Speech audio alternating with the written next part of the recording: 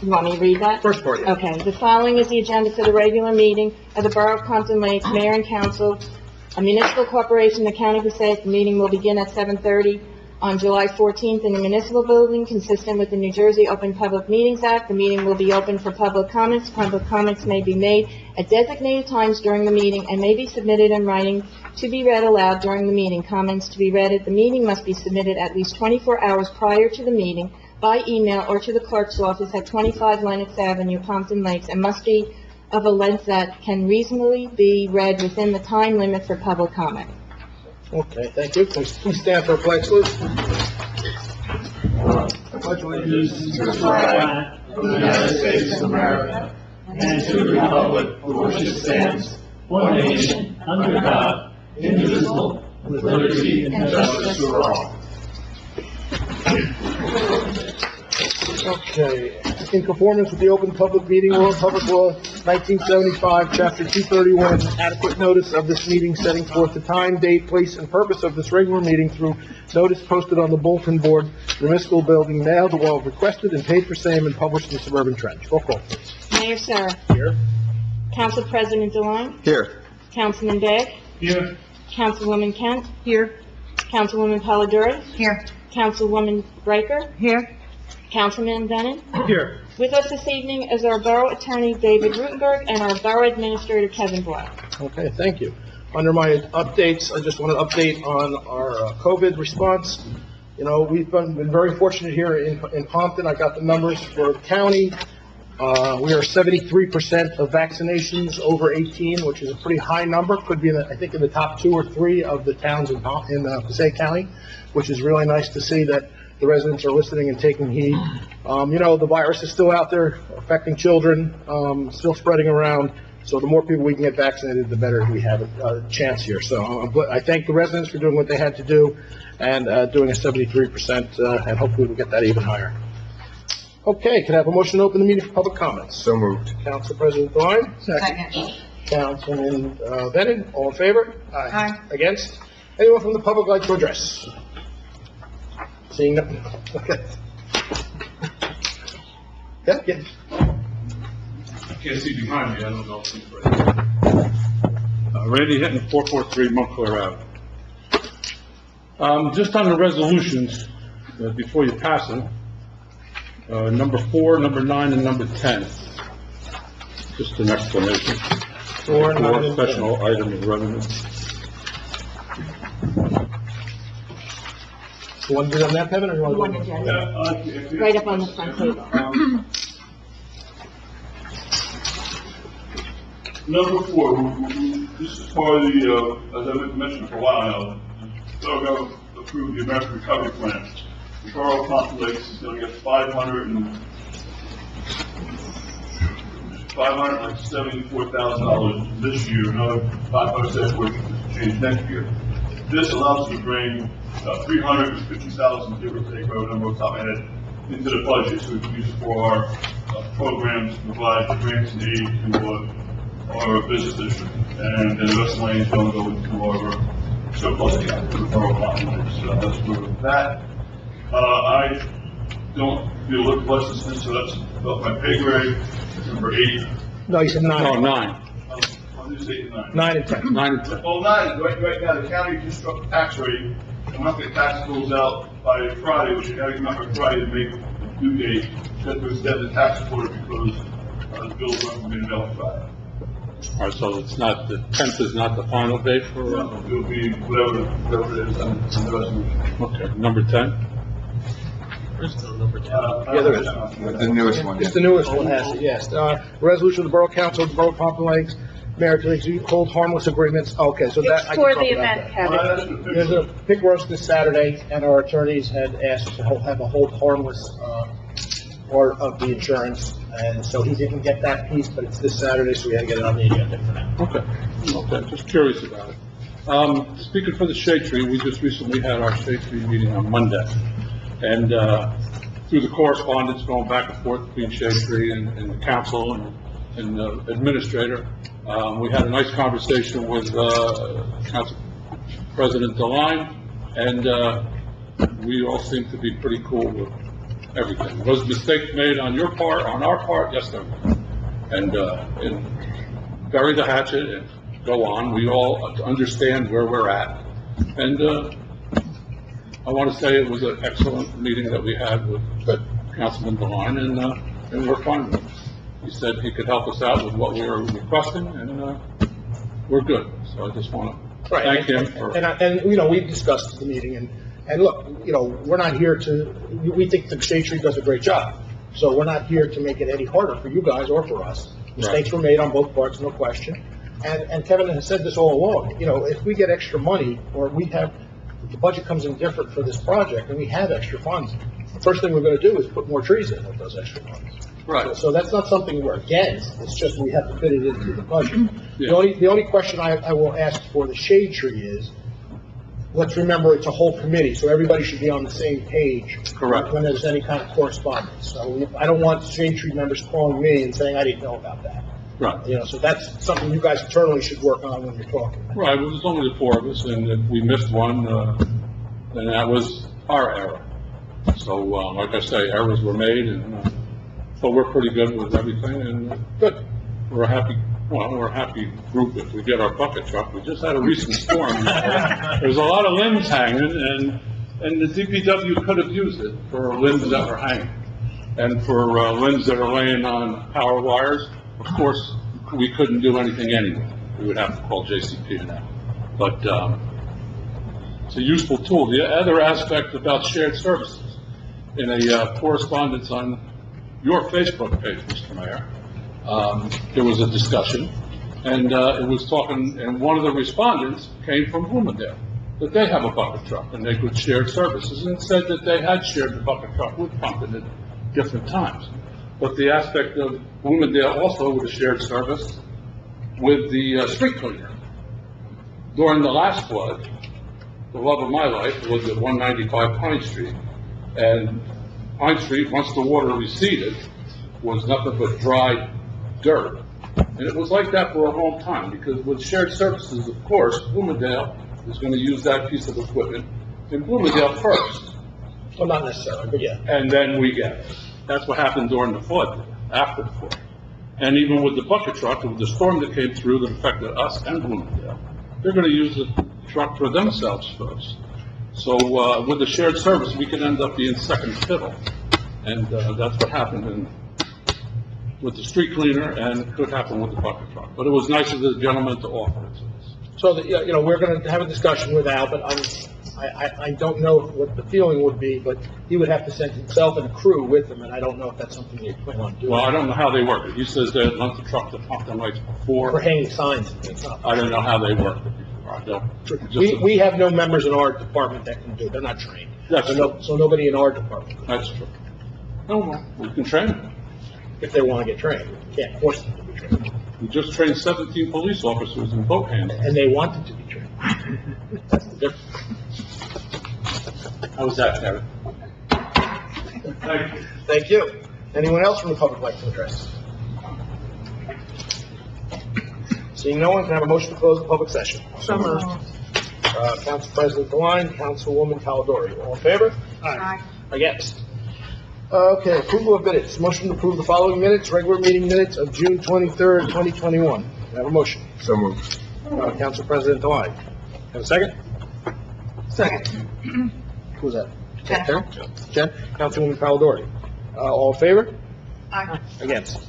Bills and claims, motion to approve the following bill list as stated below. Can I have a So motion? Councilwoman Riker? So moved. Councilman Begg, all in favor? Aye. Present the agenda, no petitions, accept the agenda whenever you're ready. I'd like to have number 10 pulled, actually. Yeah, I want 9 and 10. 9 and 10? 9 and 10? Okay. Okay, go ahead, Liz.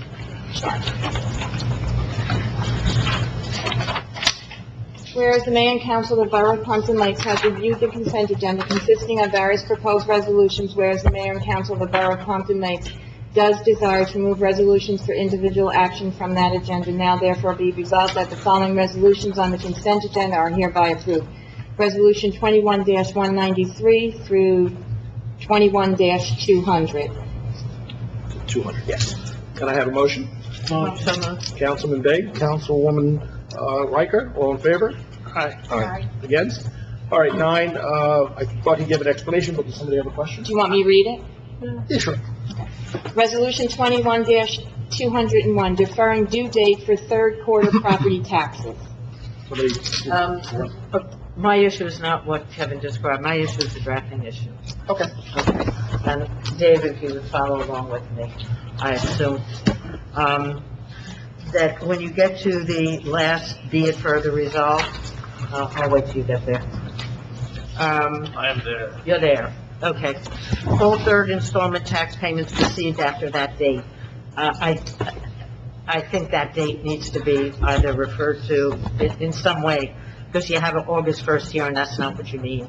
So I think it needs to be tightened up what the date is that you're talking Do we about. have a date yet, Kevin? No, No, then define the date. no, we can't, because what happens is that even though the county is filing them for rate, now we have to go through the process of getting our vendors to provide the information to the bills. So if the bills go out by Friday, the regular date, if the bills go out next week, or the week after, the dates will depend on when the bills are actually mailed. Okay, but it needs to be, it doesn't make sense. It's the 25th calendar day, Okay, following the mailing of the bills. so then that's what it has to say. So, We wanted to say the 25th of August. all No. third No. tax installment, tax payments received after the 25th calendar day Right. following the mailing by the borough. Correct.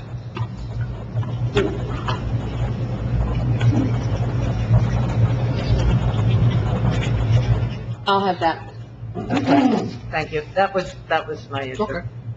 We'll vote on both of them. So 10, I think both of you had a question. Yeah, so I can ask a question. Okay, again, mine is not a drafting issue on this. When I read it, I think I was a little surprised that it was the mayor who was designated as opposed to the borough administrator. And I was just asking, I guess again, David, how do we decide?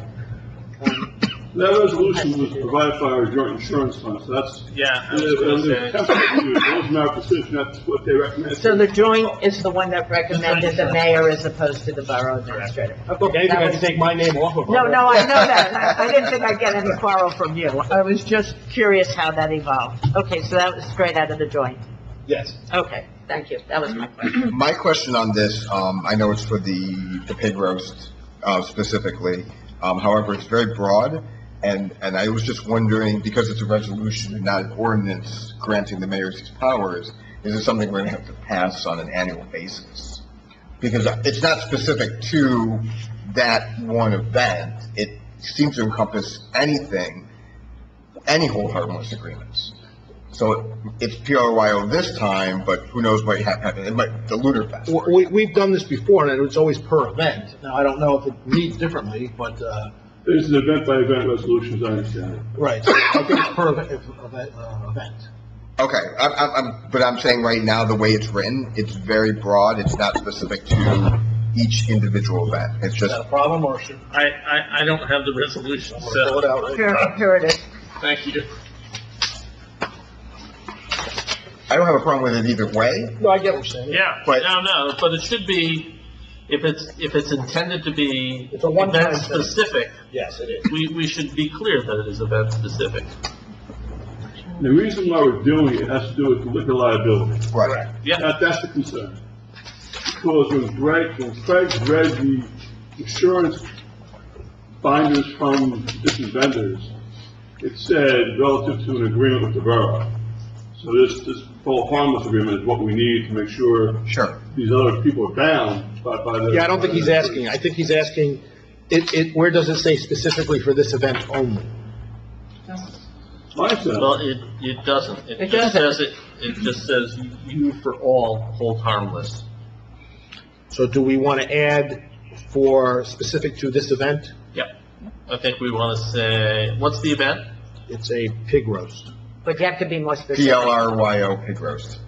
A PLRYO And you have to define what that is. pig roast. Pompton Lakes, Riverdale Youth Organization, Yep, PLRO, yep. right? On Saturday, July 17th.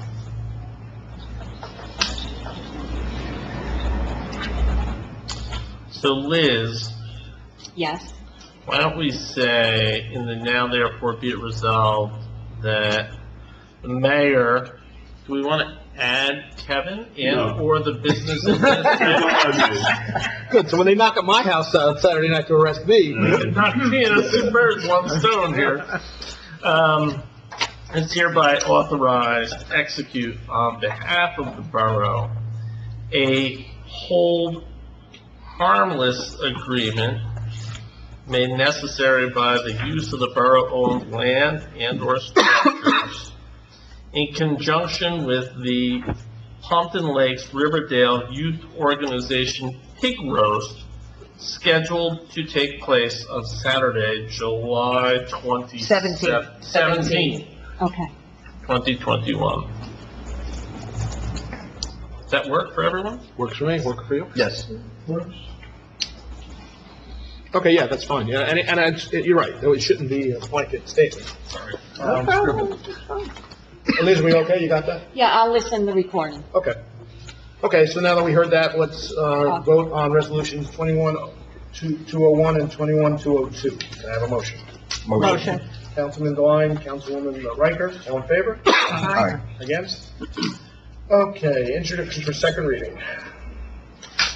This ordinance has been advertised and posted. An ordinance 2121, an ordinance reaffirming the ordinance to amend Chapter 190 zoning and land use, Article 4 zoning, Section 16 general provisions, supplementary regulations and exceptions of the municipal code of the Borough of Pompton Lakes to include new subsection EE to make cannabis established prohibited uses within the Borough of Pompton Lakes.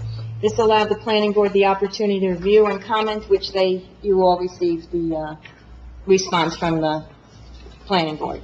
Okay, can I have a motion to open the meeting for public comments on ordinance 2121? So moved. Councilman Devine, Councilwoman Riker, all in favor? Aye. Against? Anyone like to address just this ordinance? Seeing no one, can I have a motion to close the meeting for public comments on ordinance 21-21? Motion. Councilman Devine, Riker. Councilwoman Riker, all in favor? Aye. Against?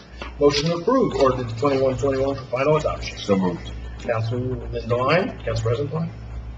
Second? Need a second. Second. Councilwoman Valadori. Roll call, please.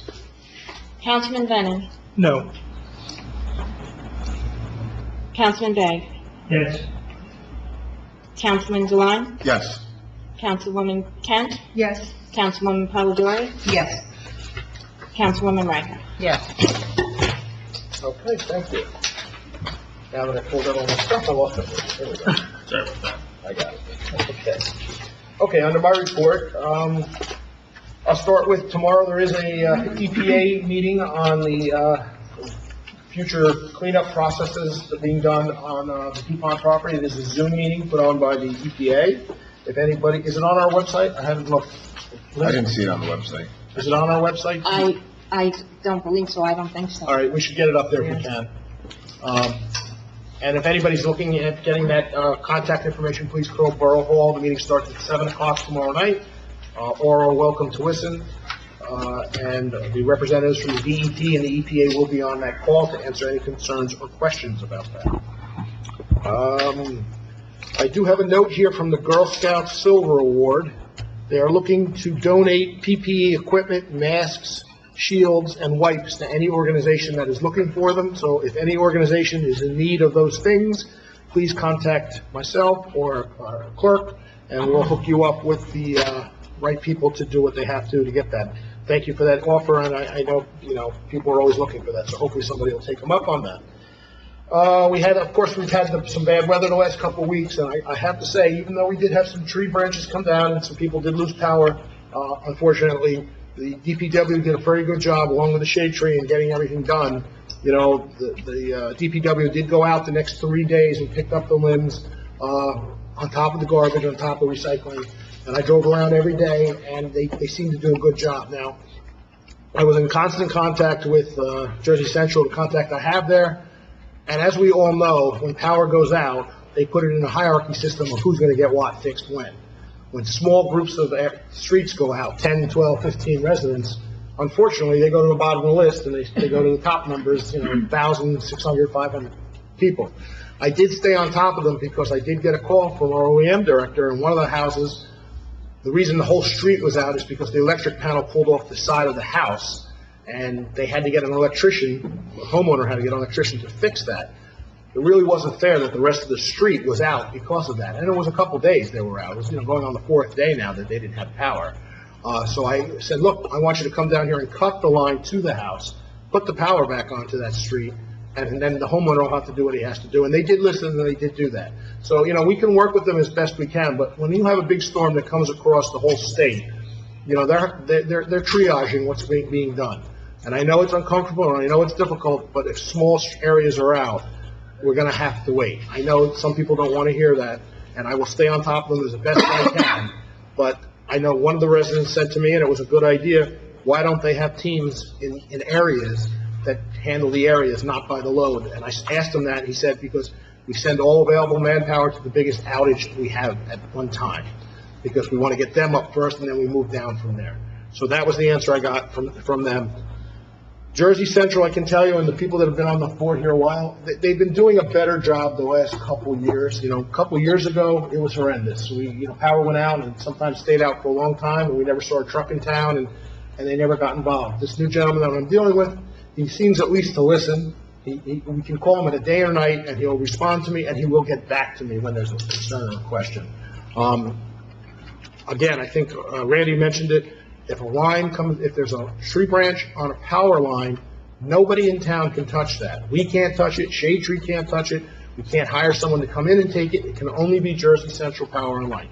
And again, we have to wait for them to come and do that. So that's unfortunate, but sometimes that's what it is. We had, I think, and maybe Randy could help me, was it 3 or 4 trees that came down? Yeah, I'd say there was 4 trees that came down. 4 trees that came down. 2 that really caused traffic issues. Yeah. For a big storm like we had, that's not a horrible number. I was talking to some mayors in other towns, and they were devastated. There was trees down everywhere, across roads, on houses. It stopped traffic dead in the tracks. So I thank the DPW for doing what they did.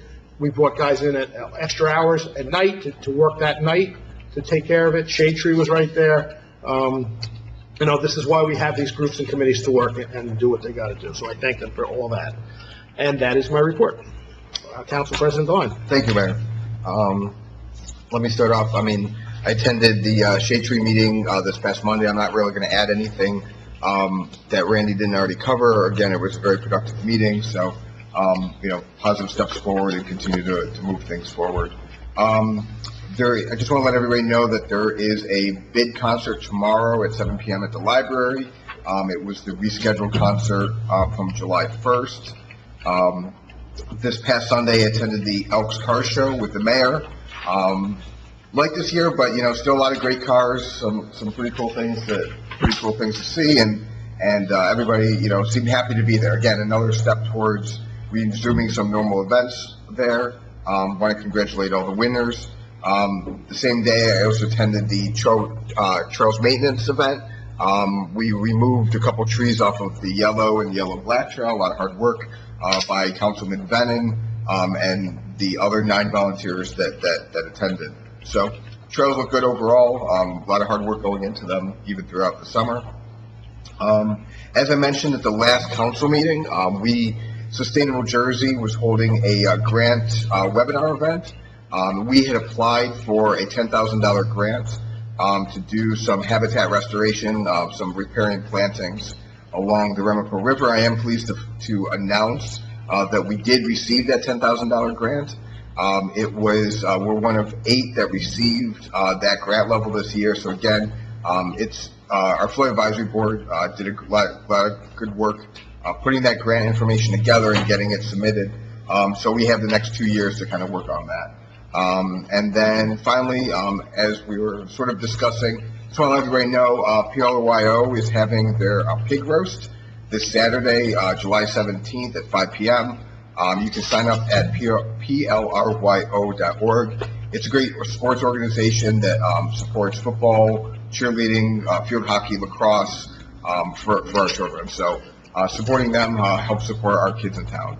That concludes my report, Mayor. Just to be clear on that event, this is unusual, so at that event, there are no children allowed at that event. You have to be 21 or older to even enter the event, because there will be alcohol served on a beer truck.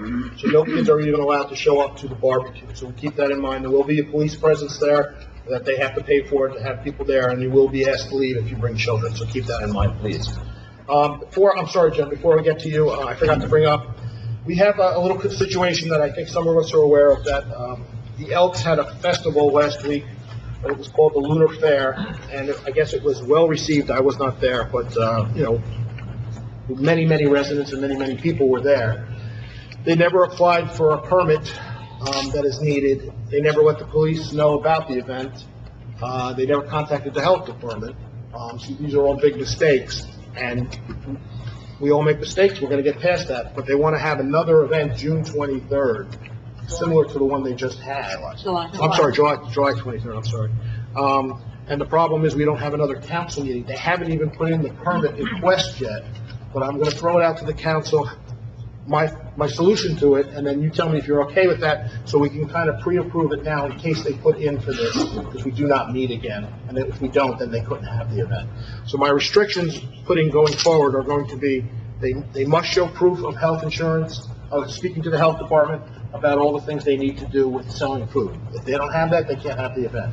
They have to put a traffic plan into the police department prior to the event to show them where they plan on parking, how the movement of people are going to be. That was a situation, and there was a lot of unhappy residents because of the way parking was going on. They have to apply for the permit that is required to have an outside event like this, like a carnival or something large like that. It's a small permit. They would have to come and do all these three things before they can have the event. I'm going to ask you to vote on what I just suggested, so in case they do put all this in and it does work, they can go forward. If for some reason you don't feel that, now's your time to speak up. And Mike, say what's the event? it's a Lunar Fair event. The next one's a lunar Same one one, too? yes. It's the new moon, I think. Is that correct, Jen? I think you know, full moon? So they're celebrating the lunar eclipse. It's a group that comes in and does this. They use the Elks. It's not our Elks putting on the event. They use the Elks property to do this.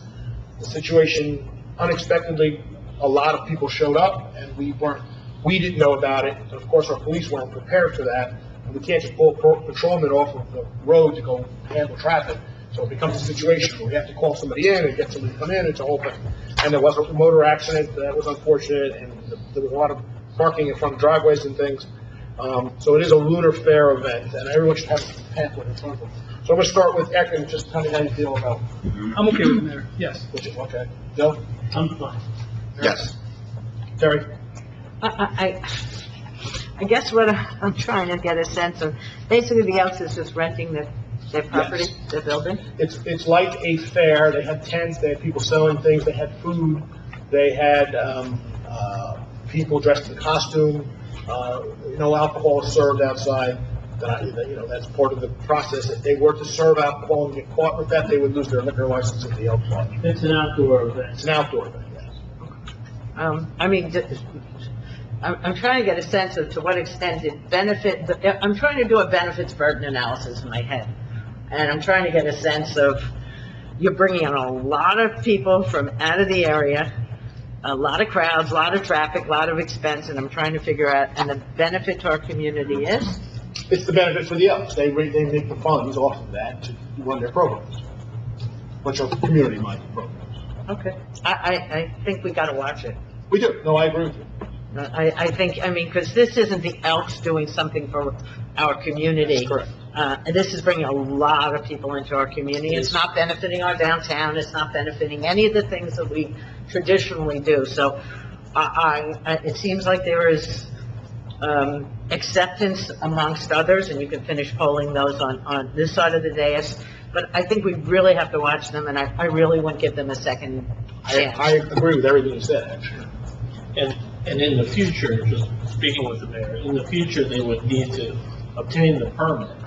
Ahead of time, none of this special. It's like a one-time. Right. And look, mistakes were made on this first event they had because they didn't apply for any of these things. And that's where the problem arose, because they didn't apply for these things. And rightly so, the neighbors weren't prepared. And look, when you live around the Elks Lodge, you know they're going to have events. But if it's not scheduled and you don't know it, then you don't know what's happening. So I understand why the residents were a little nervous about it. Yeah, I mean, you're bringing all sorts of people into the community, and the limited benefit is that the Elks are getting I assume, a rental, so. Yes. So, I think we really gotta watch this carefully in the future. All right, you want to vote yes or no, or Let me just abstain. abstain? Okay. Jen? Yes. Yes. Maria? I agree with Terry's sentiment and the attorneys. One time, I'm going to vote yes, but I think we owe it to the residents to make sure when these events happen that they are fully aware there's a lot of stuff going on. I agree. Yeah, so Everything yeah, I but heard I'm okay correct. with where you're going. All right, so Liz, so you heard what happened. I'm sure someone's going to, if for some reason they don't contact us, She's already contacted. right, they cannot have the event. And if they don't do any of those three things, Do they you can't want have me the to event. restrict, say no alcohol in the? There is no alcohol served outside, Okay. right? I'm just gonna let her know though. Well, and they have hopefully to- they know that. And they have to get a traffic plan with the Traffic police. plan, definitely, Okay. yes. Do you want to repeat the stipulations? So they have to have a traffic plan of movement of parking and people. They have to have the health department sign off on anybody selling food. And there has to be no alcohol served at the event at all. Are there any insurance requirements, or that's It's all all on private the Elks? property, no, it's all Okay. I think that's probably where the problem lies. I mean, we're using a lot of time to focus on what the vendors or the initiators of this event did wrong, but the discussion probably needs to be had with the Elks, and they should understand going forward what the requirements are when they collect a rental fee for their property of what these Correct. outside vendors need to have in place. I mean, the responsibility should be on part of the contract that you sign when you rent the outdoor facility of the Elks, and not for us to say which event should happen or not happen, because a big part of the revenue that the Elks draw in is the money they collect for renting the inside and outside of their facility. Right, so this brings up a whole nother aspect that we're gonna have to address at a further meeting, in that if you read the ordinance as it reads now, any outside event needs a permit. That would mean a car show, that would mean, Oktoberfest for Girl Scouts, that would mean anything that's outside where the public is invited to the event. This is just my own personal opinion, I would say we have to readdress that, maybe put a number to it or statements to it. So like a car show, for example, that Eric and I attended Sunday, it was very limited, maybe 50 people, 100 people there. Do they need a permit for that? Probably not.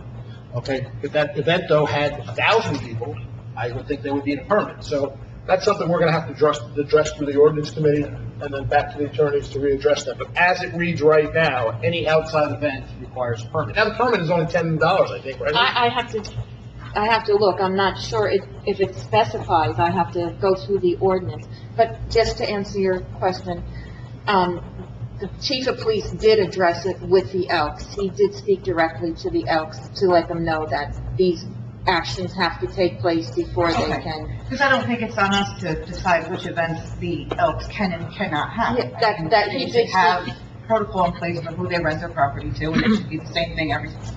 But right now, we do have it in place right now as it stands. Any outside event they have to get a permit. And you're using the car show as a point of reference because there were only 50 people there, but there's no way to know that. There could very easily have been 1,000 people there. Right, so what I'm suggesting is we're gonna have to come up with, either keep it that way or change it, one or the other. I think the fee is only like $10. I don't think the fee it's just really a way of us knowing Correct. what events Yep. are going on at their, I don't think there's any reason for us not to have that in place. If you're going to have an outside event, you get a permit, and then we know whether or not we need to have officers or what food is going to be served, or, I mean, it should just be the same every time. And that's fine, but I'm just gonna say in the past, starting from now, we have not done that. So that's where our mistake is. They've had car shows, they've had Girl Scout events, they've had pig roasts, they've had whatever it is, and we haven't required a permit. So starting forward now, we should get the word out from all of us up here that any event outside that brings in outside people, you have to have a permit.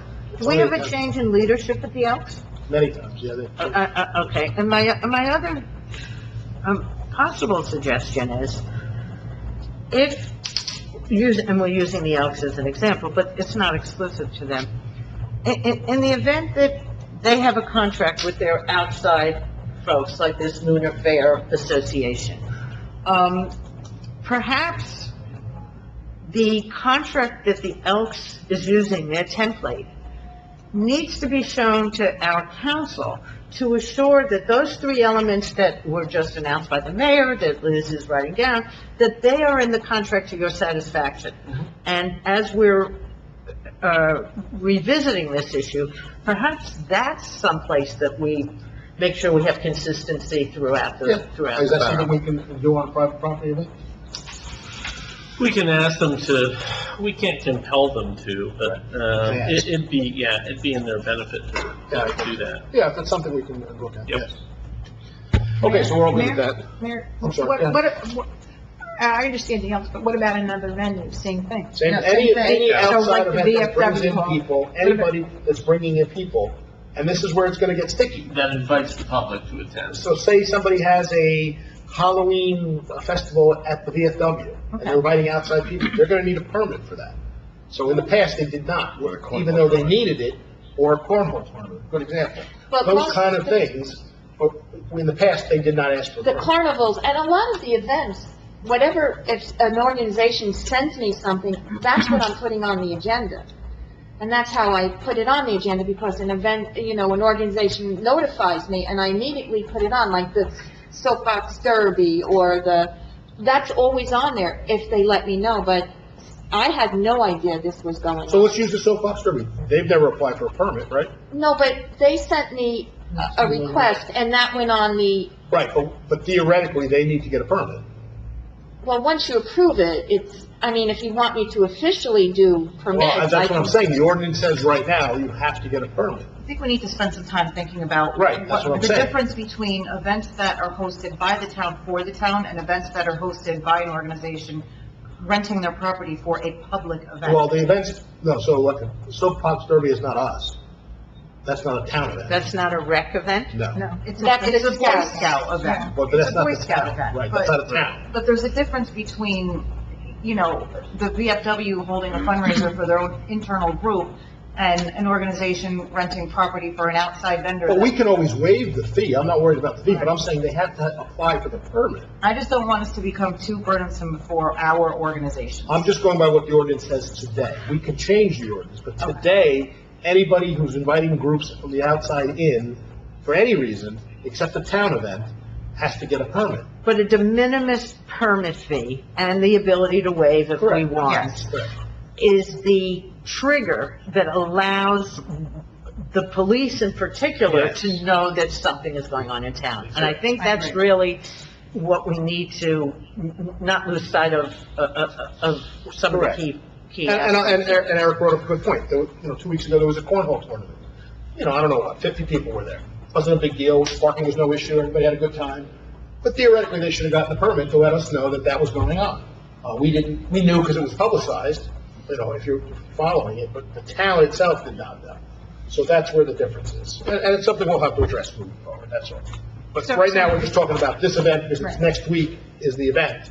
So that's why I'm bringing it up today. They haven't even come forward yet and applied for anything. I think Liz said they called and asked again. Yeah. Right, but they haven't talked to the health department, I'm sure, or any of that yet. So I'm just bringing it up for that reason. So Mayor, that would also include churches? Yeah. We can go, Well, we can First, continue. Like a fish fry. Yeah, it does. Oh, you can make my life miserable. Well, I'm gonna get so many calls. They're, Right. Well, you didn't write the ordinance. No, I'm just gonna blame you. Yes, one of the that churches. fall festival at Nor did I. Concord Resort, there's a lot. So we have to spend some time We- thinking about this. We do. Right, so I'll ask Terry and Jen right now to kind of talk it over and think what you want, and then we'll bring it back to them. Dave, can you send me what it is that we have now? Yeah. And what I would also ask, quite frankly, is if you have a couple samples from neighboring communities that we could draw You from. might be able to. Okay, thank you. We can look at, what is that, Bloomingdale, that has the, Terry, what is that facility in Bloomingdale that has outside events all the time? Glenburn? Is that Bloomingdale? That's Riverdale. Riverdale. Riverdale. Yeah. I know the attorney. But they're, Okay, so we spent enough time on that, but yes, so we're taking care of this. Okay, let's go back to our reports. Councilwoman Polidori.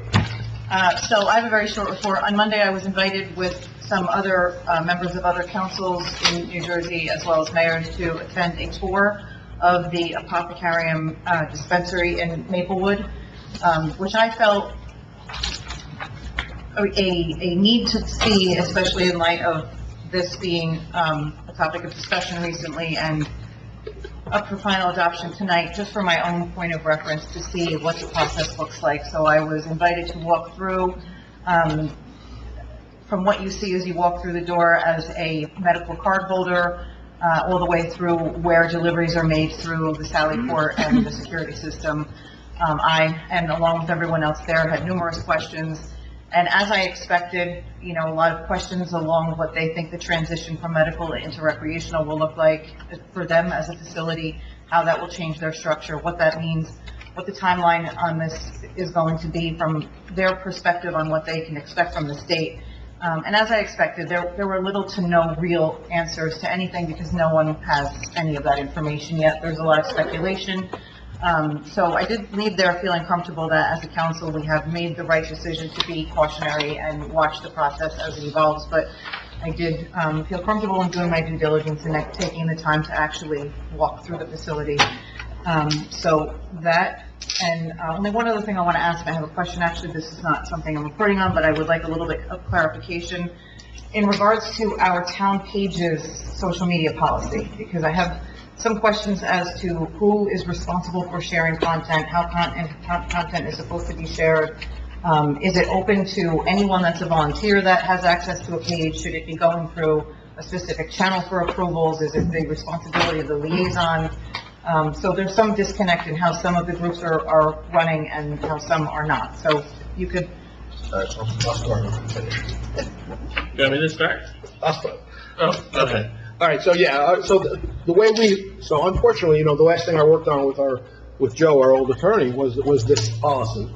And this policy, because back then things were getting out of control a little bit with the groups, that any correspondence from the groups, whatever group it would be, would go to the liaison.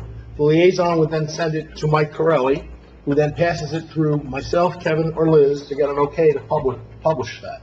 So it really should be coming from the groups to the liaisons, to Mike, to the final check. Now, I can tell you, sometimes it's a simple thing and Mike just puts it up because it's a simple thing.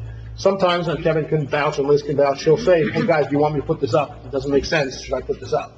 So we do check it, but sometimes, I think what you're talking about is some posts are going up without anybody seeing them about other things. And we have some groups that have Facebook pages that don't have admin privileges granted to their liaison, so the whole responsibility lands on the volunteers, which is fine, but as volunteers turn over and there's no control mechanisms in place, what is it that our expectations are of how content is being shared? And let me just throw in, I can say I haven't really seen, except for a couple of years ago, any real problems with things that have been posted from any of the groups. We're not doing this because there was an issue with any one group about doing this. I think she just wants clarification. So I think you pulled out the ordinance. I did. And each group, well, first of all, this council has to approve a group having a web page or a blog. And then that group, once they're approved, is to appoint one person to manage it and to be the person who puts things on and communicates with the mayor and Kevin and Mike Corelli about what's going to go on there. So there is a system in place, one person, that person, you know, everything is to go to that one person, and then that person is to vet it and make sure it goes. Does that happen? It's okay. No. No, I think what Jen is asking. I'm just saying, I don't think... Yeah. I think what Jen is asking, in the ordinance itself, does it mention the liaisons as that contact person? No, it does not mention the No, liaison. the liaisons were never. Does it mention how many? No. Yeah, well, no, it says any department, committee, commission, or any other entity, the existence of which is authorized by the Borough of Pompton Lakes, who has, with authority, maintains a website, is to provide the name and contact information of the individual authorized to manage the site to the administrator. So there's one person that's designated by each of these committees or organizations that's to manage the site. Manage the site means to add content or remove content. but they Does that can't include add their Facebook page? Because it doesn't even acknowledge their Facebook page by each of them. social. Well, it says social No. media. What does it say? Social media. Facebook, yeah, social media. Because you're referring to it as a website, does it include? Well, It does, Okay. it does, earlier. But that person that you're contacting cannot post without it being approved. Well, No, my that's not the way suggestion is that, that because, the point of Well, it contact has should be to- the liaison for each group. It No. has to speak for the entire group, it can't be a personal opinion. No, what I'm saying is, it has to be approved Each by the individual- mayor or the, final approval comes from the mayor. That's been the practice, that's not in the ordinance. so no, the way, Oh, that's not in the ordinance. I wrote this ordinance with Joe years ago. First of all, we didn't have a social media officer at the time. Mike Crowley was not on board. Right. The way the ordinance was written, it was never written in a way that individual posts were to get approval prior to them going public. The way it was is that you established a person that was designated to run the social media account.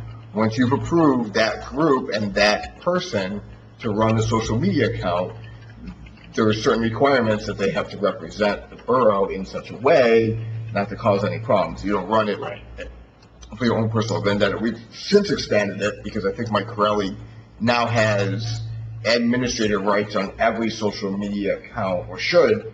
Because I went through my liaison groups last year, the groups I was liaison, and made sure Mike was added.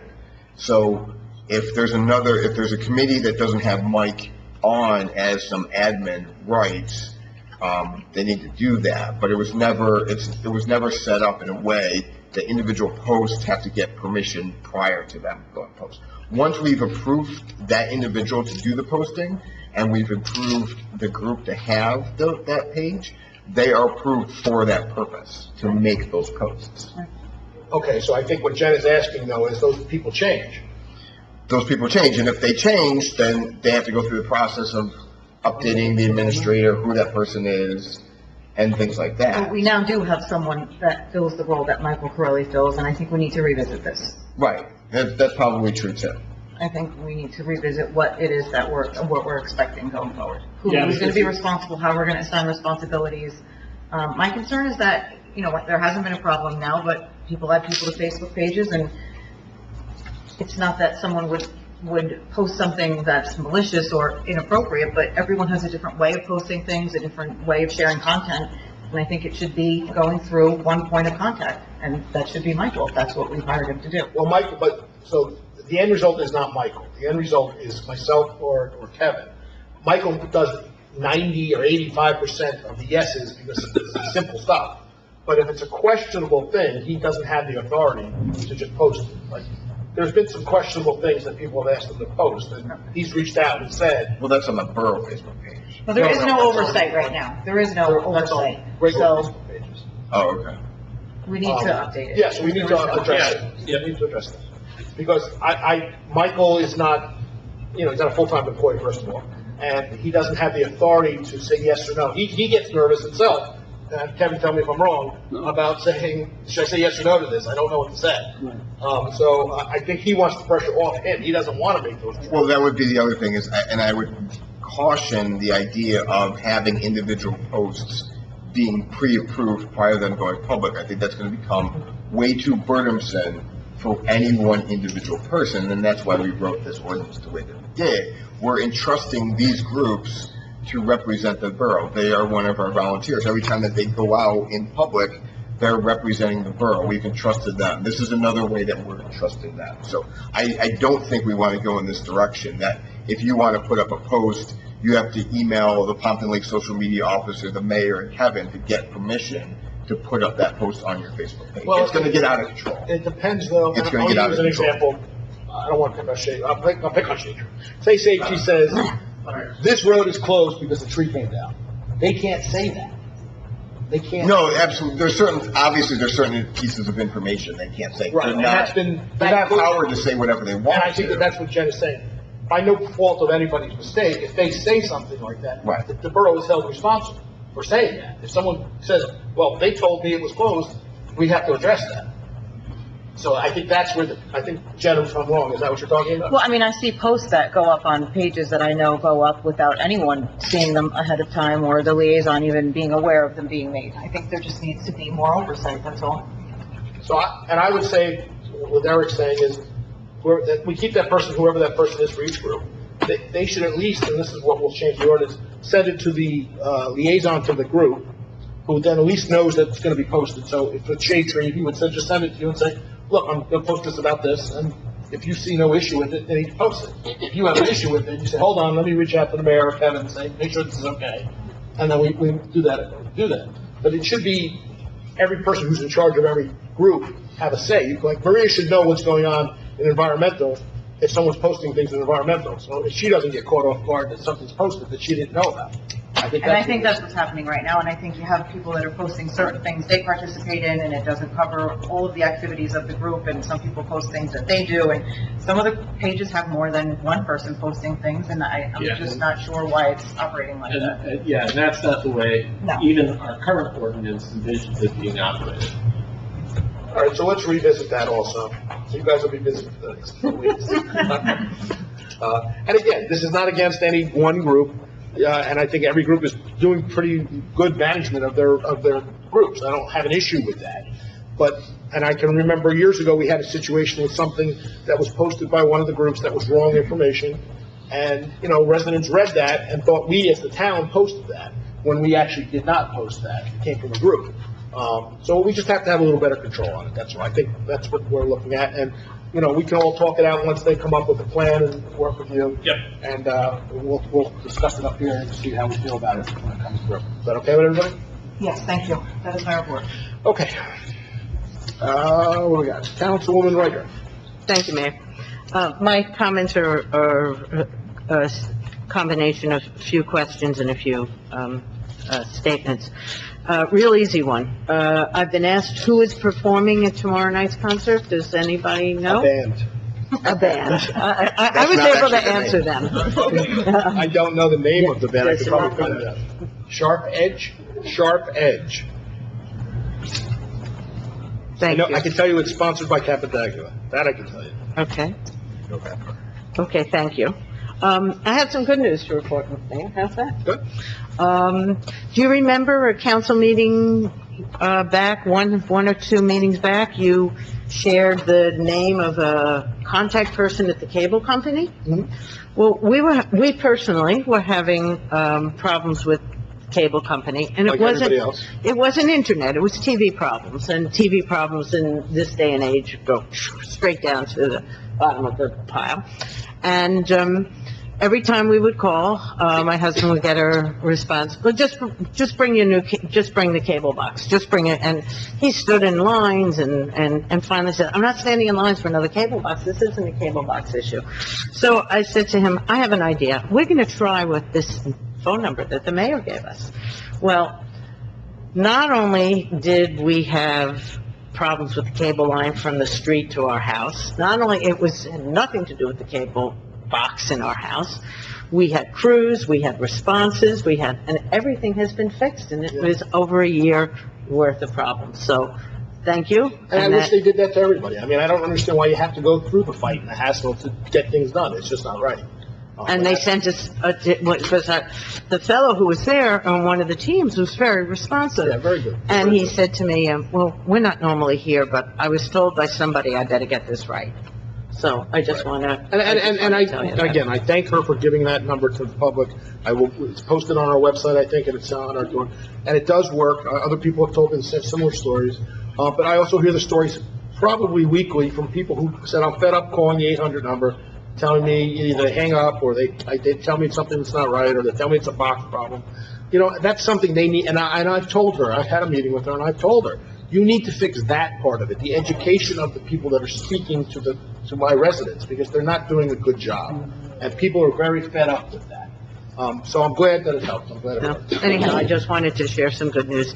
The Pompton Lakes bid is having 5-day deals, and if you go on their website, they have several dozen coupons that are good good this week through Friday.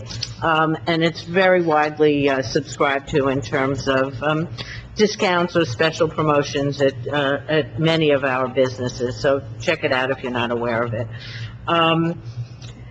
I also want to, in our series of emails, there were a couple of things. The CERT folks had over 600 hours, volunteer hours, at the Wayne Preakness Vaccine Center. And I just want to acknowledge, are we going to do something for them Yes, eventually? we're working on that now, yeah. Okay, because they really, when I saw those numbers, I was really struck by how many hours they participated in and made that process. And I, for one, did get my inoculations there, and that vaccine center worked beautifully. So congratulations to them. Ross Cleaners, we had a whole series of emails. Could you sort of update us? We've gone out to bid, or we've got a person to do the work on the building. On the paint, that They're gonna painting paint bill it, is, they're gonna spray it down, paint it, and fix the outside of it to look presentable.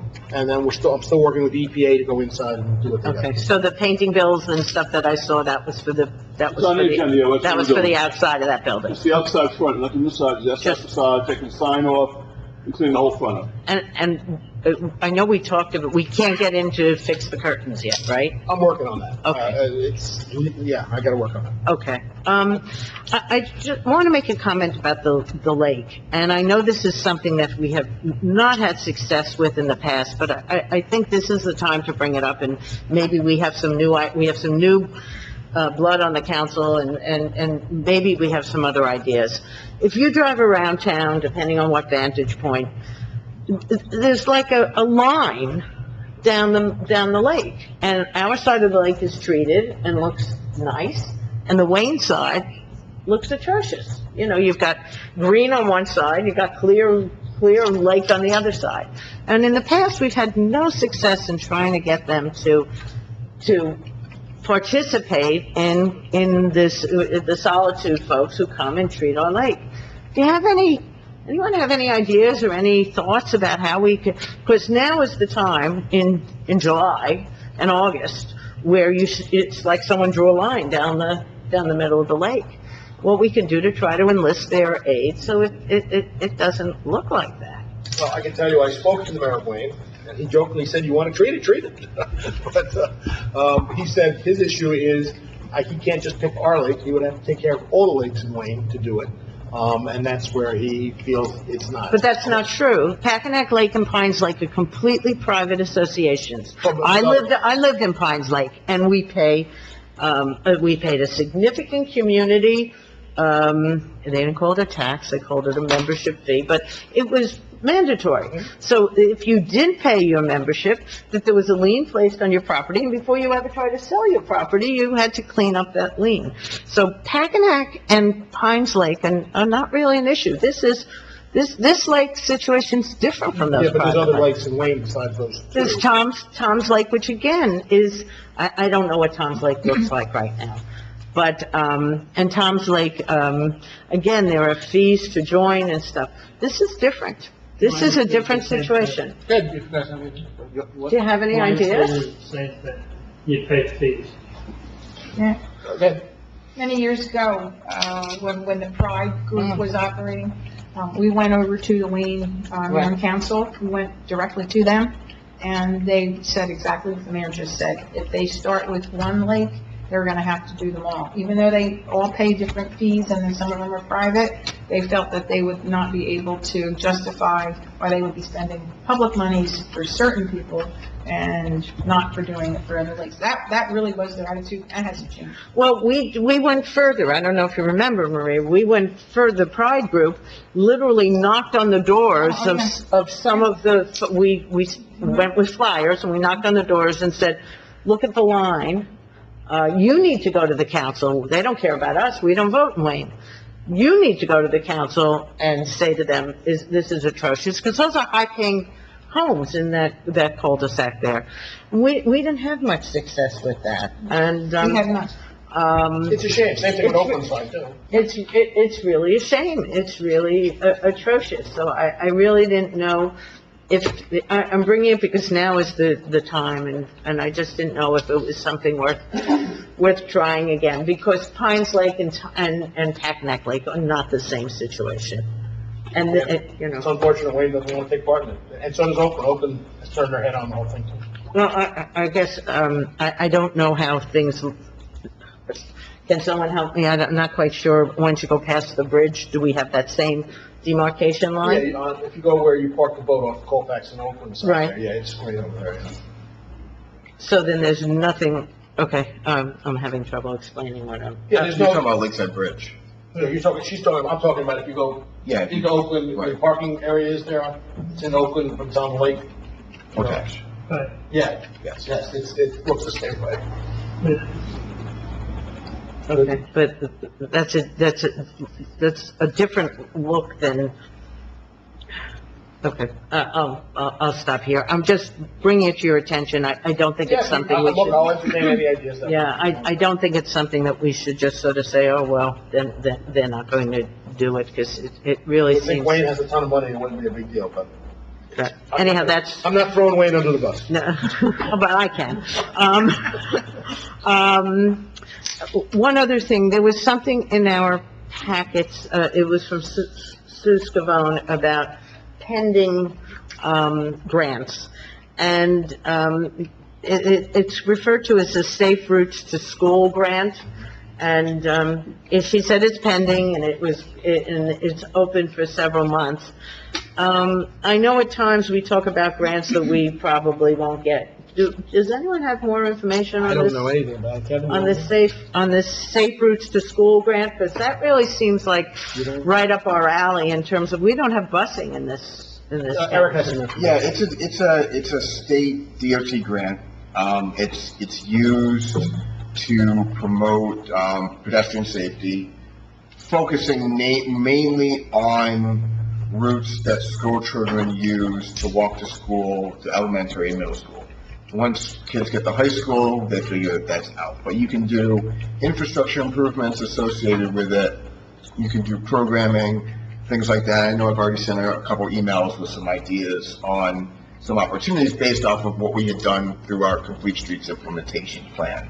I'm signed up for a webinar, I think on August 13th. They have a series of webinars. I just missed one the other day, but they go through the program. And in the past, it would require basically an arrival head count. They want to know how many kids are being driven to school, how many kids are walking to school or biking to school. Obviously, we don't have any kids being bused or things like that, but it gives an idea of how kids are getting to school, because the idea behind it is if you improve the safety conditions of the sidewalks, of the crossings, of the way that children can get to school themselves, they're more likely to walk or bike to school, and that's what the program is intended to encourage. So, it struck me that I think the grant, if I'm remembering correctly, the grant is not due for several months. Not till October. Right, and it struck me that we, in this community, with the students, especially elementary school and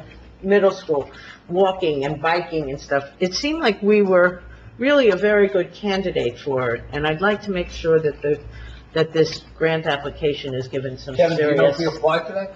Well, that's October, man. Okay, no, but did we actually apply? No, we have to work on.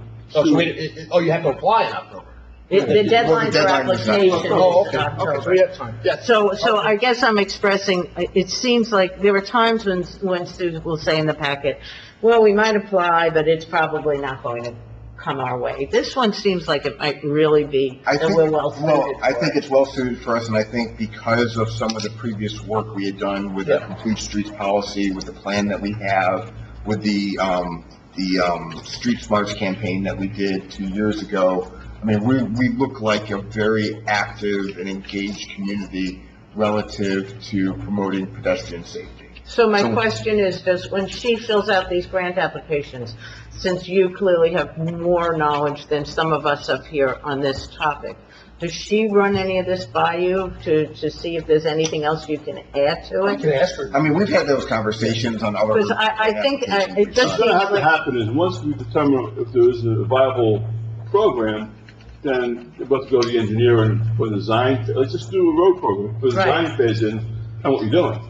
You know, I mean, I'm not quite sure what the game plan would be. Well, typically, safe versus square, I think you just need to have a concept Right. as part of the proposal. So that's not, that's just do it though. Yeah, you don't have to do But, full engineering. But like Eric. My concern is that Sue doesn't know everything that Eric said. No, but when. That's my Right, and I concern, know. to make a And decent. I've emailed already Right. about this program, so I'm more than happy to communicate, you know, some thoughts and ways to enhance the application as part of this. Okay. Some of these other things, like the aging friendly and the pedestrians, you know, Eric would put in that information when we got to the grant. She would reach out and say, does anybody have any other things that you would like to add to this grant? And then he would respond and put things in that we needed.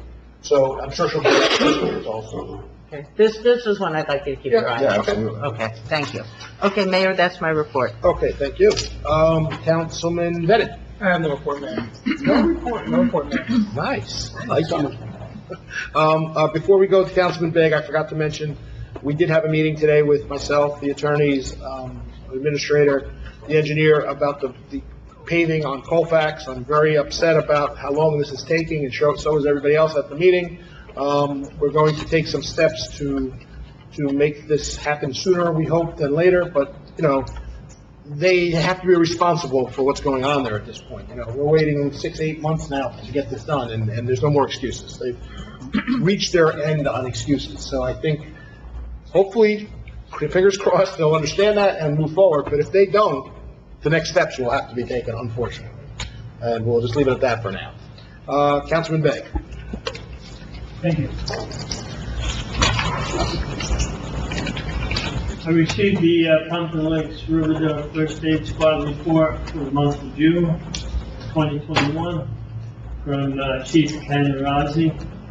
There were 63 calls for the service for the month of June. There were 35 calls in Pompton Lakes, 17 calls in Riverdale, 9 duty calls in Wanacue. There were 36 medical emergencies, 9 trauma injury calls, no CPR calls, 4 motor vehicle accident calls, and 3 fire calls. I received the Pompton Lakes Police Department report for the month of June 2021 from Chief Derek Clark. There were 2,124 calls for service for the month of June. There were 551 motor vehicle stops, 379 summonses issued, 1 DWI arrest, 25 motor vehicle accidents investigated, 69 ambulance requests, 25 alarm conditions burglary, 7 alarm conditions fire, 1 burglary, 3 thefts, 1 sexual assault. There were 0 aggravated assaults. There were 12 domestic violence investigations. The Detective Bureau investigated 11 complaints, conducted 39 background checks for firearms permits, completed 8 name checks for the background info for PDs in the military.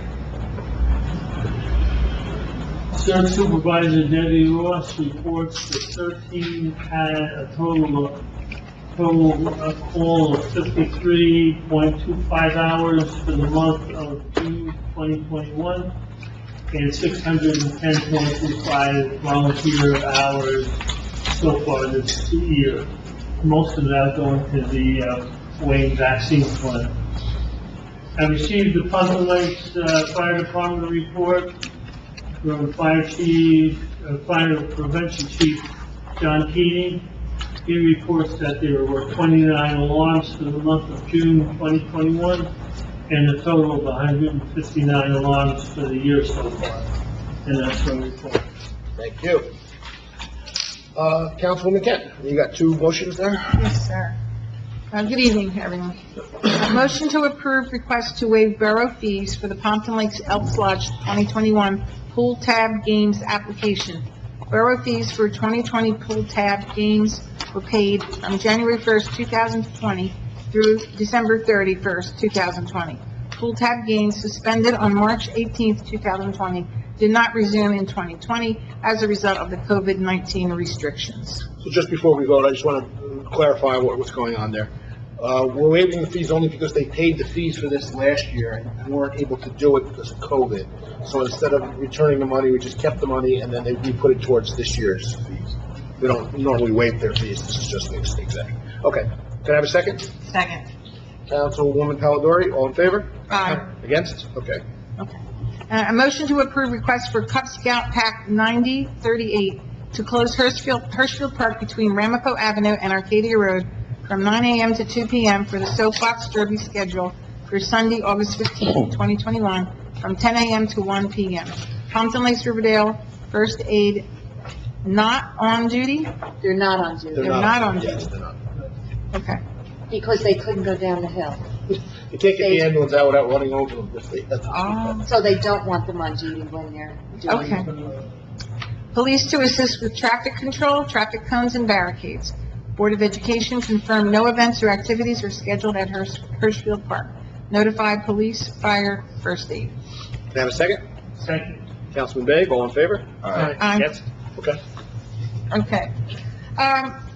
I attended the first and second day of the summer camp, and we have right now 164 happy campers. The directors, Allison Daly and Tracy Siopa, and the camp counselors that are there are doing a fabulous job, in my opinion. It was really wonderful to see smiling children's faces, hearing their chatter, hearing them laugh was wonderful. They love the bikes. The kids really are having a very good time. Today, or was it today? Yeah. Today they have Jack's Petting Zoo, and then they have a whole list of things that they do on different days. Friday they will have pizza and first aid squad visit. They had, last week, they had the wet down with the fire department, and they have happy birthday. So they do really wonderful things, and the kids really do seem to enjoy it, and it's run very well. I'm very And I want to proud thank be a you part of because you that. do spend a lot of time at the camp every day, which is nice to see, so thank you. Yeah, I'm gonna go Friday because they need another adult. I will so. bore them to death next Tuesday because it's Ask the Mayor Questions Day. Just be nice. But they're doing a great job. So I just wanted to say that. Okay, so on Pompton Day, I'll just read this because it's a little easier. You can we need people to buy raffle tickets. They're now on sale. They're $5 a ticket, and you can win $500, $300, and $200 Visa gift cards. The proceeds go to the Pompton Lakes Recreation and Teen Center. Winning ticket will be drawn right before Pompton Day fireworks at 8:30 p.m. Tickets will be available for purchase at the paddle boat and kayak rentals at Lakeside Park on weekends from 10 a.m. to 3 p.m. Weather permitting, summer camp, or any Pompton Lake Recreation Commissioners, and then there's a PomptonLakes.com and hashtag PomptonLakesNJ. You can get your tickets. And you'll see the cute little duck raffle on there if you look on the webpage, and they're $5 each. And so if you can please support this, it will be very good. They also have a 5K run. If you want to sign up, it starts at 9 o'clock on Pompton Day. They have a fishing derby at Lakeside Park. They also have the fireworks. This year will not be at Hirschfield. It will be held at the Jefferson Memorial Bridge as in the past. So just giving everybody an update on Pompton Day. We do still need volunteers. We need people we need vendors, and, just get the word out. We do have signs, and my Shackatown is starting to give out signs to people for their private residence lawns. So whatever we can do. Paddle boats are available on Saturdays and Sundays, 11 to 3, and it sounds like that's going really well. For $10 a rental, you can't beat that, but that money goes towards, the rec program. Okay. I just wanted to mention that I got a number of questions about the lake and the cleanliness of the lake, and we have a solitude management company that comes and treats our lake. And they give us, every time they treat, they do send Kevin a report, and the report is public information. And so it sounds like that the lakes are really clean. I mean, they're doing well. And just for, like, the Pompton Lake, the lake technician says that the lake surface is clean and clear. There is some weed and some milfoil, but we expect that, and they're treating that. So he also says that South Twin Lake is clean and clear, and they take care of the trace filamentous algae and the sparse, I guess, a different kind of algae that's in the lake that they've already identified. But they said everything is really good. So I just want everybody to feel good about, we are treating the lake, and the lake is clean. I mean, it's not potable water, but it's clean. So we do see some things sometimes on some of the social media, and I just thought I'd mention it. And this is public information. So if anybody wants a copy, they can call me. I'll be happy to make a copy of it. Or they can send it to Liz through Oprah, either way. We passed a resolution tonight on cannabis. I'm happy that we did. And I just realized that there's quite a few articles that are coming out about different towns that are closing the beaches and the boardwalks late at night because of the problems and the incidents with I guess, young people being disruptive. The police departments are concerned about the reports of, dealing with juveniles. All the kind of things that we heard at our meeting are coming true. And it's right in some of these different articles. So I agree with Councilwoman Polidori. I think what we did was a very good measure to take a stand on the opt-out for right now. And let's see how this thing turns out. But they're actually closing down the boardwalks early and closing some of the beaches, and they even closed fireworks because of disruption. And, they're just not sure how to handle it because of this hot law that's not figured out yet. So I think we did the right thing, and I'm glad to say that. And I believe that is my report. Thank you. Okay, thank you. And just to remind the residents who maybe are new to town, I do get some calls or emails about fireworks. We always do our fireworks on Pompton Day at night, usually around 8:30 on Sunday night. The rain date would be the next day, Monday. Also, we should also remind everyone, the reason we have Pompton Day in general is to support all our recreation programs that we run throughout the year. The money that's made from Pompton Day, from vendors and from other places, does not go back into our town budget. It goes into the recreation budget to offset the cost of a lot of the programs. And a good example of that is our summer camp, which to me is running fabulously. Record numbers of kids, a lot of different programs happening. I think everybody's doing a good job there. We try to keep that cost down because we understand that parents sometimes need that for working parents who are working. You go to some other towns, and summer camp can be quite expensive to take part in.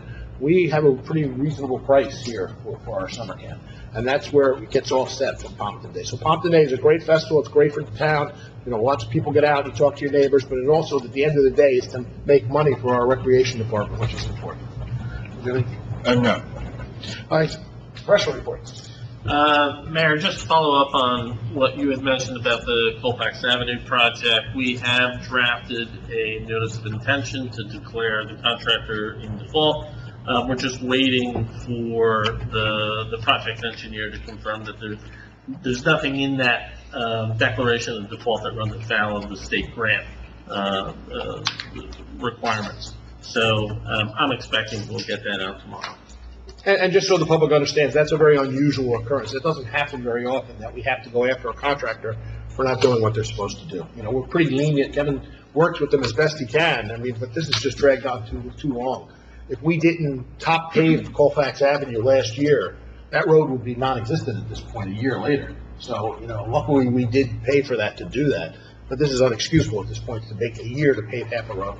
So that's the problem. And just to be clear, this is not a declaration of default. This is us rattling our saber in the manner that the project documents call for us to do so. We're giving them notice that in the event that they do not get to the work, do it diligently through completion, that we will then, without further notice, find them to be in default and look to the surety to complete the project. Thank you. Before we get to the administrator's report, which I know he'll bring up anyway, but this is bigger news for Pompton Lakes. You know, they're gonna start paving Ringwood Avenue, the county is, in the next week or two. They're going to do a lot of that work at night because it's such a busy road, and I know the residents, and I happen to live over that way, will, you know, not be happy with that, but it should be short-lived, it shouldn't take a long time. And if anybody's been trying to make that turn from Ringwood Avenue onto Hamburg Turnpike, the road has sunken so much, it's dangerous to even make the turn. So it definitely needed to be done. They're gonna pave the whole road from Hamburg Turnpike all the way to Wanacue. And they're also going to reduce the lane coming in to Pompton Lakes to one lane with a bike lane and a car lane. So there won't be two lanes. It'll branch back out to two lanes when you go straight or go turn, but the majority of the road will be one lane going into Wanacue. So that's a whole project that's starting probably in the next week or two. Needed greatly on Ringwood Avenue, I can tell you that. The minister's report. If you'd like to start with that, you can. Well, actually, I was on a conference call yesterday with the county of Passaic relative to the pre-construction of the paving. It's going to start as soon as the contractor can get the curb cuts done. Honestly, the confluence of issues now become a problem for all the contractors. The pond hole hasn't started yet because the contractors can't get piped. The contractor can't, the major company that provides most of the concrete is on strike.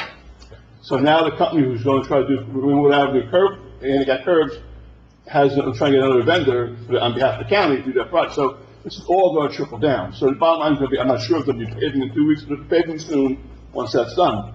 That being said, Smith Sunday, who is a very reputable contractor, believes they can mill the road during the day, but given the fact of all the heavy truck traffic coming out of Tilcon, to pave that and let those trucks try to drive on it, they'll ruin, pavement's got to sit for a couple hours so it can get driven on. So to do that during the day, it'll just ruin the pavement. So that's why it's going to be a night paved project. Most of it's a Tilcon, and the trucks come out of Tilcon. So that being said, the pond hole. The pond hole is supposed to start on Monday. The contractor notified us that he can't even get the pipe, and just underscore how true that is. Dave Culp is doing a very small project for us on James Terrace, putting a culvert in. He can't get pipe to do a small pipe job to the point where now we're trying to see if we get the county to give us a couple small lengths of pipe because we're our own vendor. So there's a problem out there with materials to try to get these projects done. So it's not going to be good. But it also means too, like vendors like Capadaglia have a hard time getting, all type of the materials to do the development of these projects. So it's becoming a nightmare. That being said, in terms of Colfax Ave, the reason I brought this meeting today up is because we have met the contractor. There's a slew of emails that go back months. And so we have enough trail relative to the problem we have. We were told the last time we had a delay that we're going to have this all done by today, July 14th. We're going to do Colfax, we're going to do a little project on Watervliet, and they're going to do North Legion Street. Well, of course, today, they're still trying to stump the one tree on Colfax that took out 2 weeks ago. This is what brought us this position. Every time you ask them for a schedule, they throw out dates and never meet the dates. And at this point in time, they can't happen forever. They keep on leading us down this trail, so it's just time to put them on notice. So that's what we're doing relative to that. As soon as the vendor can get the material to start the pond hole, we will start, because the drainage is the first thing to do. We're going to tear the pond hole into 2 sections, put the drainage, and then do the paving. So that's critical. And in fact, that being said, Garcia, who's doing all of our inlet work, is having problems getting material for inlet work. So this has become a real problem in the construction field of being able to get materials to do the work. It's just, it's a, outshoot of COVID, where now you went from having, no need to having great need. And then that's part of the problem. That's what I'm saying. But we will get through it. It's unfortunate. Those are legitimate issues, not the issues that we've had that, in my mind, have been just ridiculously illegitimate on Colfax Avenue.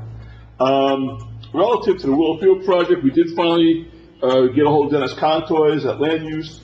He's putting together the final recommendations for our permits. 2 permits would be no fee, 1 permit will have a fee, and need some engineering, but they'll be able to start the final design. And as we knew, Willowfield will be a 2022 project, so we're on target with that. I have talked to Eric. I'll provide Shade Tree with a copy of the planting plan, everything we need relative to plantings, the tree removals at the field, and we'll move forward on that. Lincoln Avenue, good news there is that the DOT has approved that plan. It was some minor modification. Once that's done, plan instruction will be provided to myself and the attorney to review. We'll have that out probably in August.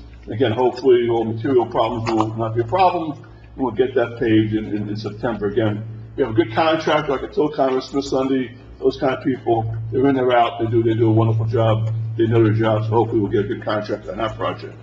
I talked about the issue with our inlet project, and that's a small project, but these inlets have to be done, so we can do some other things down the road.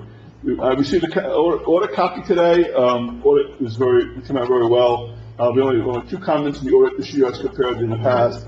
And both of them were repeat comments of, again, things that just, can fall through the crack, but they're not material in that respect. So that's a good thing. My last, let me see, real quick here.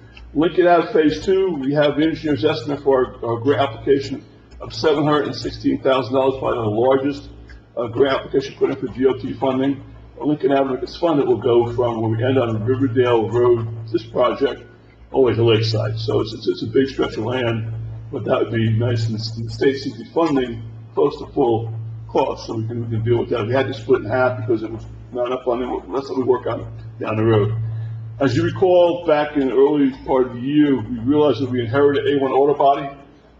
We didn't believe it was ours, and ended up being ours, and found out we had a problem with environmental issues and so forth. A lot of good things happened. We didn't have any asbestos problems, things like that.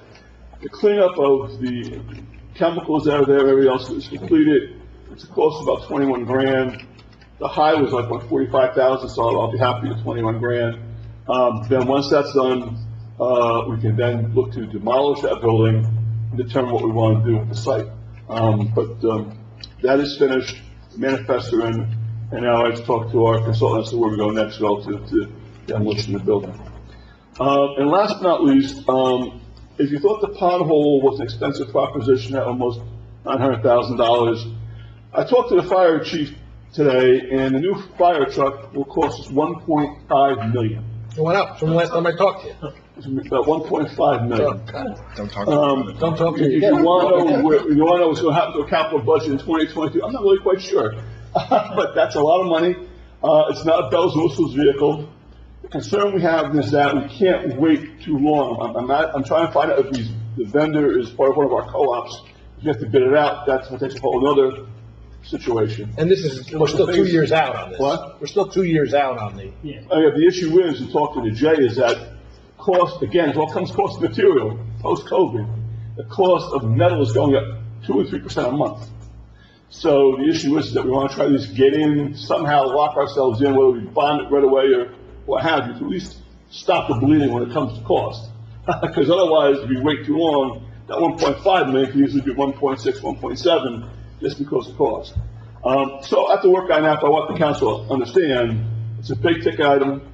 And even though we talked about taking some money out of our pilot money to do that, which we can do, we don't have that kind of money in our pilot account to cover. So it's going to be a hit. Somehow or another, it's going to be a hit.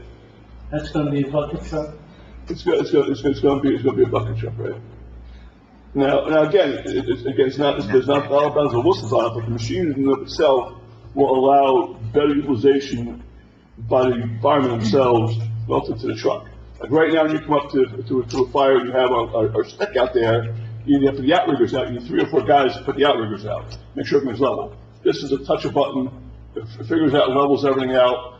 Things like that will make our tackle of fire much more efficient and to protect our firefighters. So I have to deal more with Jay on that, but he did want to tell me today, when I saw him, he said, don't swallow too hard, but that's the story. So that's going to should be a fun 22 capital budget. Well, luckily, we have some redevelopment going on, bringing in some pilot money that can offset those costs a little bit. That's why we had started redevelopment for those kinds of things. And I will tell you, they had an example of the truck brought down here a couple months ago, and I went in the truck, and they brought me up in the bucket 80 feet in the air, And, it's a scary thing, I'm not gonna lie. I don't know how they do it with all that equipment and climb those ladders and go up and down, but I give them all the credit in the world, because I didn't even want to stand in the bucket up that high. Any questions for the administrator? You got one? Nobody? Okay. Last thing, a couple residents contacted me, when Dad has a chance, can they just go around and make sure they clean, the storm drains off a little bit from the last couple storms? I know some of the residents are supposed to do it, but some don't, and some storm drains are very covered with debris. So some people who are... I'll talk to Dan, but one of the things you might notice that we're behind on even our cutting our lawns, because we spent a lot last week cleaning up from the debris of the storm, so. Yeah, so no rush. So we'll be behind, I'll talk to Dan. And the other thing I just want to mention, I forgot to mention in my report, is we had a lot of rain, and our rivers held very well. Again, that goes to the credit to our flood advisory board. They do a great job. They stay on top of everything. If people have been in town a long time, this kind of rain in the years past would have caused some flooding in our town. We got some flash flooding in the water in the roads for a little while, and then it disappeared. Our rivers held good. All the work that they're doing is really paying off, and it's making a difference. So again, another group that does a lot of unsung stuff is the flood advisory board. Okay, can I have a motion to open the meeting for public comments? So moved. Councilman Begg, Council President DeLine, all in favor? Aye. Against? Anyone from the public like to address? Please, step up.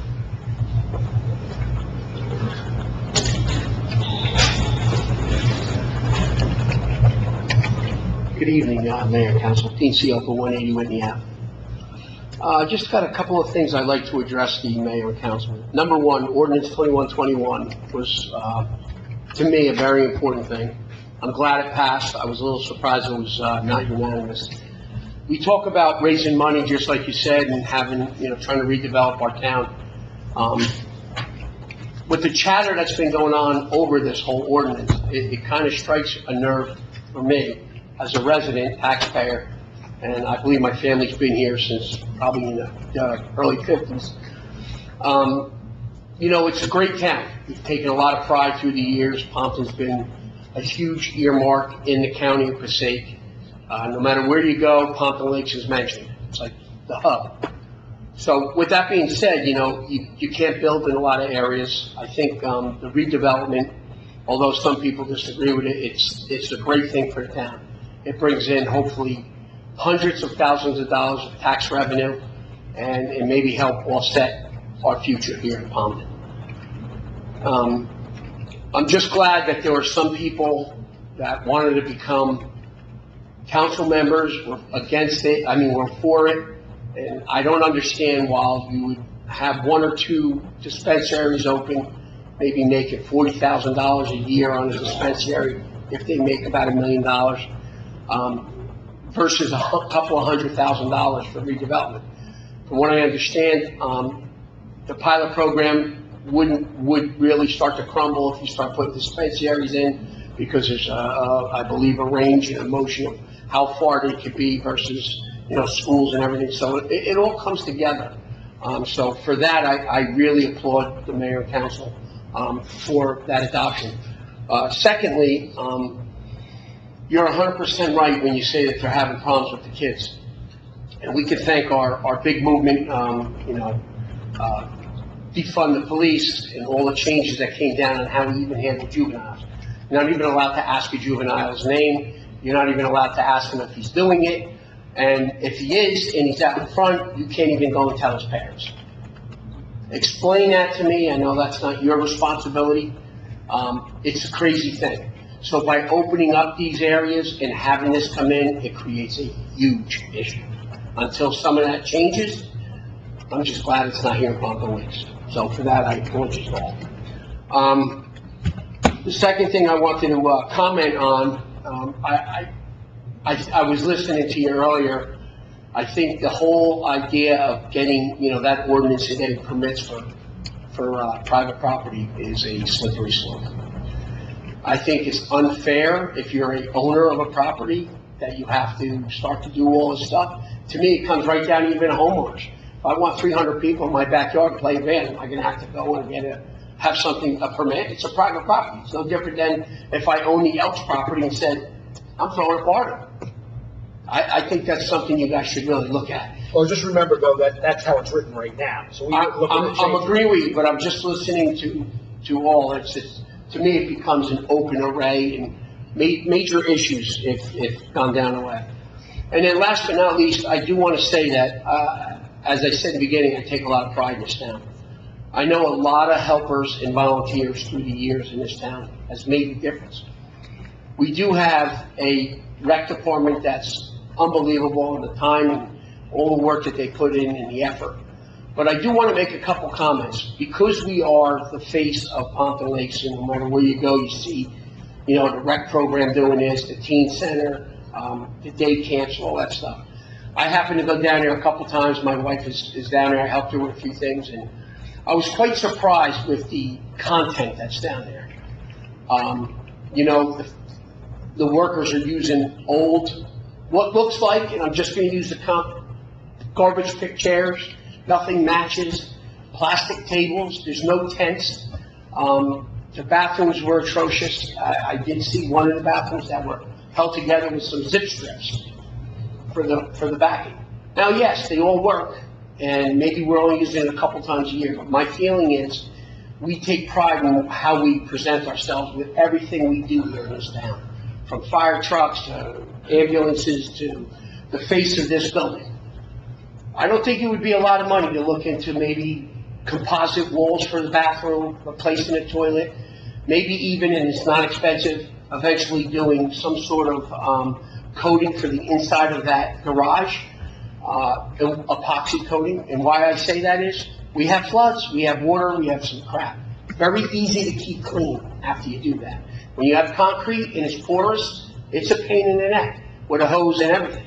So it's something to do. And maybe we should get like a couple tents that say Pompton Lakes Recreation and put them out there. So when people drop their kids off, it's not just a place for their kids to look in that pride. And that's all I want to say. I just think that, I know they raise a lot of money, I know they work, but maybe sinking some money into it, and I know there's grants out there, I think that would go a long way. And that's all I have to say. I know that you guys work hard up here, and I'm really happy and proud for all of you guys, and keep up the good work. Thank you. Thank you for those comments. Now, the rec department has their own budget, so if they wanted to purchase tents, they should definitely do that. We are in the process of putting a grant together to replace the whole building down there at Hurstfield Park. If we don't get that grant, then we are going to have to look at addressing the building some way. We know that, but we're going to first see if we get the grant. The bathrooms are old, and the bathrooms do need to be worked on. We are addressing that. And look, at the end of the, I agree with what you said, by the way. We should have some nice looking tents and some nice chairs that match and tables. I agree with all those things. And the rec should just buy it. I don't see why that's an issue. So, we could follow up with Karen to see if she wants to do that. I don't know why they wouldn't say no, so we could follow up with that. Anyone else from the public like to address? Please step up. Randy Hitt, 443 Montclair Avenue. Just a couple curious questions. Councilwoman Kent was talking about treatment of the lake and lower Twin Lake. What's that cost in the borough? I'd have to ask. $4,000 a month, it's about $30,000 a year. To treat those two lakes? Okay, just a curious question. And going by Dutch Reformed Church, the new car wash that's going in, I see well digging equipment there. Did they get a permit or anything through the MUA to put in a well? They have all the permits. I spoke to the building department. They have all the permits needed for the job. I don't know that that's one of them. I just thought myself that residents can't put a well in through the MUA. We're not allowed. I don't know if it's a well either. I don't know what it is. It's a well. They're putting a well in. Yeah, then they Does must have our gotten MUA approval, right? liaison know anything about that? Who? Our MUA liaison? I don't think, has that come up at any? No, it has not. No. It didn't come up at the meeting, or? I had to miss the last meeting, but up until the last meeting, it has not. That has been on plans that were approved, right? We have been on site plan. So that was for planning board, so planning board already did that. So that would be a question asked to planning. Well, I'm not quite sure too well what that's for. Yeah, I don't, it might be a return well for their own building. I think they're recycling the water, so that might be something to do with that. Could be correct. I was just curious. But I don't know. Okay. Thank you. Thank you. Anyone else from the public like to address? Seeing no one, can I have a motion to close the public session? So moved. Councilwoman Palladori, Council President Devine, all in favor? Aye. Against? Privilege of the floor? Any privilege of the floor? Okay, seeing no one, can I have a motion to adjourn? So moved. Council President Devine, Councilman Bennett, All in favor? Aye. Against? Thank you, everyone. Good night. Good night.